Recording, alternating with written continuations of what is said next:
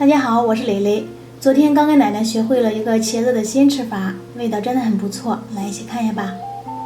茄子洗干净了，去掉干部，切成厚片，再切成长条，也可以切得粗一点，装入碗里备用。准备2个青红椒，去掉根部和里面的籽，切成小丁儿，装入碗里。加蒜末、胡椒粉、1勺食用盐、半勺白糖、1勺辣椒面，加上烧好的热油，烫一下，激发出里面的香味儿。之后再加入1勺生抽、1勺米醋，给它翻拌均匀。碗里打入2颗鸡蛋，筷子搅散了，放在旁边备用。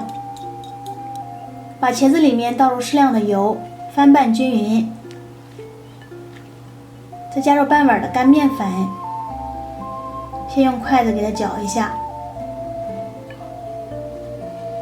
再倒入打好的鸡蛋液，再次翻拌均匀，争取让每根茄子都沾裹上鸡蛋液。